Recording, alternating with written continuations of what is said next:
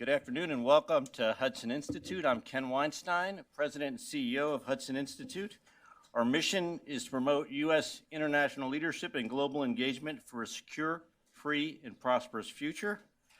My colleagues and I are absolutely delighted to welcome Reza Pahlavi back to Hudson Institute to discuss the future of Iran at this critical moment in history, a moment that in early December 2019, Nobel Prize winner, human rights activist Shirin Ebadi termed, quote, the beginning of the fall of the Islamic Republic, end quote.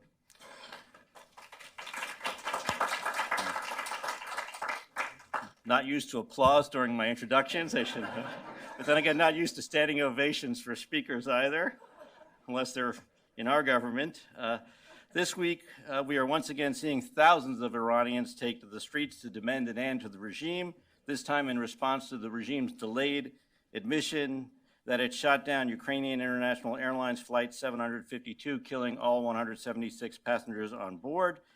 These protests, of course, followed anti-regime protests in the streets of 21 major cities in November, with 1,500 or so protesters murdered by the regime in the aftermath of a major increase in gas prices, which came under mounting pressure from the Trump administration's economic sanctions, part of its maximum pressure campaign.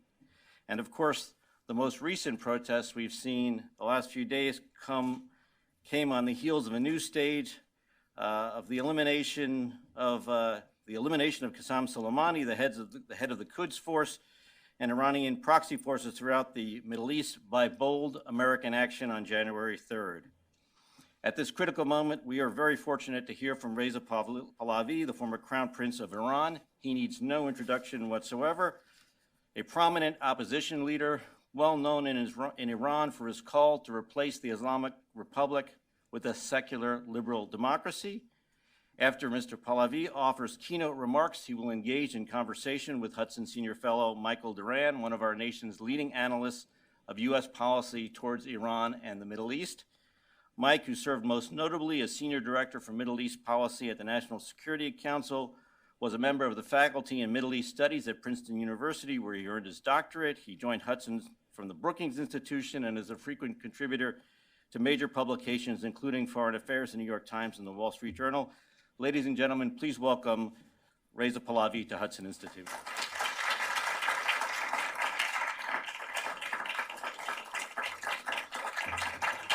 Thank you. Thank you. Ladies and gentlemen, good afternoon. درود به همیهنان عزیزم در ایران و سرتاسر جهان. Before anything, I would like to thank Mr. Ken Weinstein of the Hudson Institute for inviting me to this event. When the request first came several months ago, we had some scheduling issues that pushed the date to today. Little did we know then that the timing was going to be incredible, albeit under sinister circumstances. I'm also glad that millions of my fellow compatriots inside and outside the country are watching this live event on television and social media. This is perhaps the first time in 40 years that they can follow my comments to a foreign audience as it is unfolding. Allow me, therefore, to offer some opening remarks before we move to the Q&A. The history of the Islamic Republic and its reign of terror in Iran and abroad traces back roughly 40 years. Looking across the arc of this history, we see that not much has changed. I would like to recall some of this history with you today. In 1979, within weeks of its inception, the regime executed many civilian and military officials and murdered hundreds of individuals based on religion, ethnicity, profession, culture, or belief, including Farrokhru Parsa, Iran's first female cabinet minister, and Habib el-Ghanian, the leader of Iran's Jewish community. That same year, it took 52 American diplomats hostage and held them for 444 days.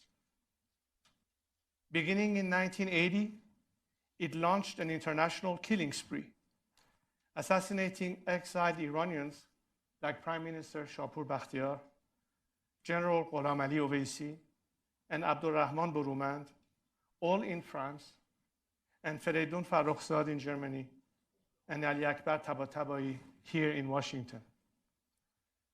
At the same time, it was using Iranian children as minesweepers, sending them to their deaths in a disastrous war with Iraq, which it dragged on shamefully for 8 years. In 1983, it arranged an attack on American Marines in Lebanon, killing 241 servicemen in their barracks. In 1988, on orders from Ayatollah Khomeini, it executed thousands of young Iranians for their purported leftist political beliefs.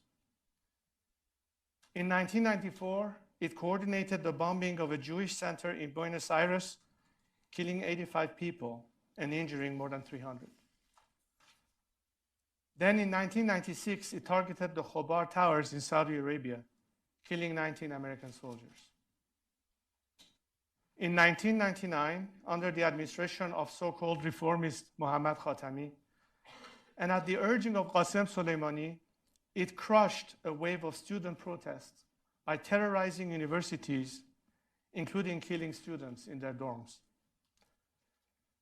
Later in 2009, it repressed brutally a wave of massive, non-violent public demonstrations during the Green Movement, murdering many innocents, such as Neda Agha Sultan, in the streets. In the years that followed, its IRGC Quds forces led efforts to preserve at any cost the blood-soaked dictatorship of Bashar al-Assad, leading to the deaths of hundreds of thousands of Syrians, including 20,000 children, and the displacement of several million others.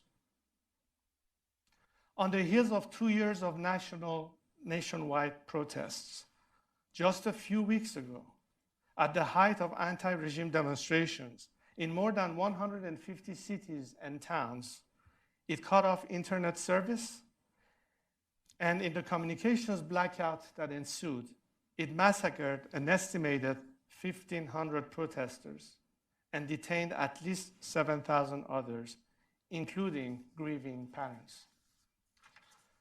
And most recently, after launching missiles into Iraq, it shot down Ukraine airline flight 752 above Tehran, killing all 176 of its passengers, many of them Iranians.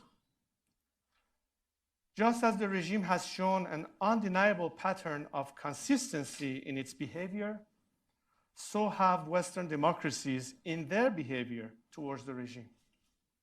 For much of these 40-odd years, the leaders of the free world have sought to engage this regime both in trade and in diplomacy. Along the way, there have been limited episodes of political pressure, almost always led by the United States. But there have also been episodes of outright appeasements, also led by the United States. If not motivated primarily by economic interests, all such efforts have focused on changing the regime's behavior. All have failed. It has long been time to recognize that this is not a normal regime and that it will not change its behavior. Consider, for example, the latest regime atrocity. What normal government launches over a dozen missiles from its territory into the territory of a neighboring state without grounding commercial flights? What normal government places the security and administration of such an airport in the hands of a repressive paramilitary force? With this regime, there is no reasonable prospect of sustainable de-escalation.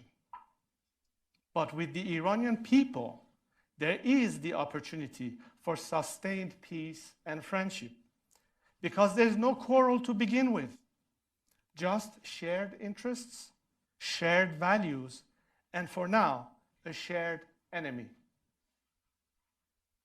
To my compatriots, this regime is an anti-Iranian occupying force with no regards for the history, the culture, or national interest of Iran and Iranians. And to you, this regime is the greatest single menace to peace, stability, and prosperity in the Middle East, not just because it sows division, destruction, and death across the region, but also because it stands between you and the Iranian people, one of your most natural allies anywhere in the world. My compatriots understand that this regime cannot be reformed and must be removed. For years, they have been risking their lives to confront this regime. They were protesting courageously again this last week. It is long past time for you to hear their voices. In offering the regime negotiations without preconditions, you neglect the people's demand for unconditional support. In fact, you betray them by accommodating their oppressors. International attention and solidarity are vital to any movement seeking to overthrow a totalitarian regime. The Iranian people's struggle is no exception. This is precisely why the regime's proxies and apologists in the Western media and policy communities work diligently to frustrate any form of support for the free world, whether by advocating cuts in funding for civil education or human rights initiatives, or by peddling the absurd argument that even speaking of the regime's crimes will undermine democratic progress. Let us consider again the regime's latest crime against humanity, the shooting down of Flight 752. After 4 days of deplorable obfuscation, the regime was forced to take responsibility for the murder of 176 innocent men, women, and children, but only because of international scrutiny and persistence. Imagine a slightly different fact pattern. An Iranian airline, a domestic route with no foreign or dual nationals. We would never have learned the truth. Leading democracies like Canada and the United States have a decisive role to play in holding this regime accountable. This latest episode is a compelling illustration of the impact they can have. Just like the victims of Flight 752, the Iranian people deserve your attention and support. Today, I look forward to discussing a new path, one that focuses on engaging the true sovereigns of Iran, the people of Iran. This regime deserves every form of maximum pressure, but my people deserve every ounce of maximum support. Thank you very much.